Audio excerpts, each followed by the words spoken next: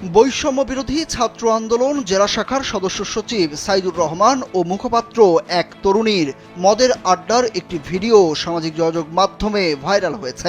মঙ্গলবার রাতে ইয়াসির আরাফাত নামের একটি ফেসবুক আইডি থেকে 1 মিনিট 12 সেকেন্ডের ওই ভিডিও পোস্ট করা হয়।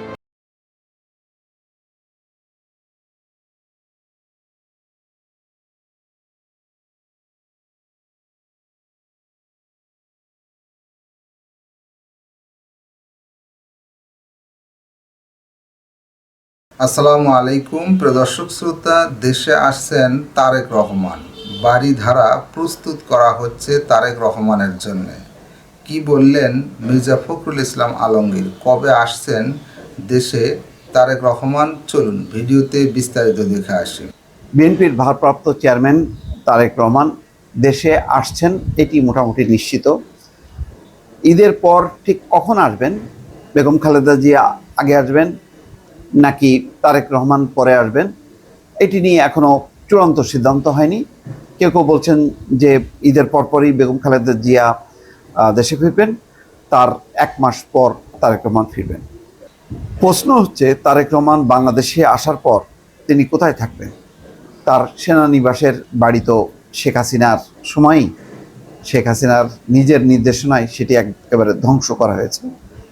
পরে বেগম খালেদা জিয়া এখন গুলশানের একটি বাড়িতে থাকেন, কিন্তু তিনি যেহেতু নিজে অসুস্থ, সুতরাং সেখানে দেখা সাক্ষাৎ খুবই সীমিত।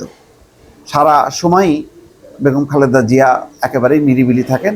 বৈষম্য বিরোধী ছাত্র আন্দোলন জেলা শাখার সদস্য সচিব সাইদুর রহমান ও মুখপাত্র এক তরুণীর মদের আড্ডার একটি ভিডিও সামাজিক যোগাযোগ মাধ্যমে ভাইরাল হয়েছে।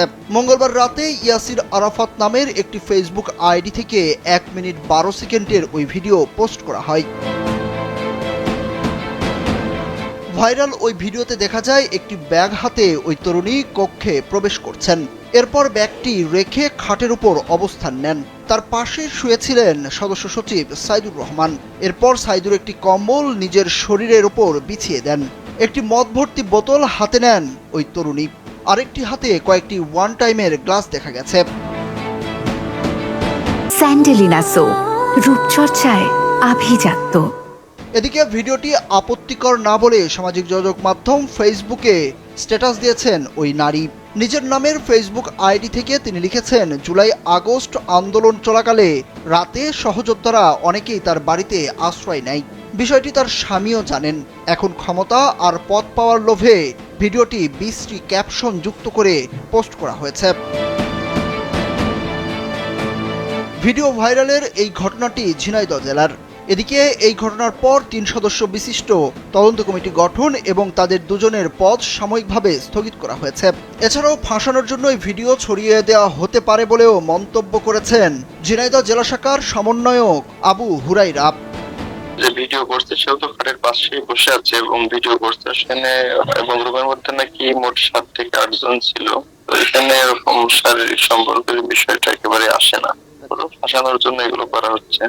ভিডিও ছড়িয়ে পড়ার বিষয়ে সদস্য সচিব সাইদুর রহমান ও ওই নারী মুখপাত্র কিংবা অন্য কেউই এ বিষয়ে কোনো অভিযোগ দেয়নি বলে জানান পুলিশের এই কর্মকর্তা। আমি কোনো অভিযোগ কোনো কিছু পাই নাই।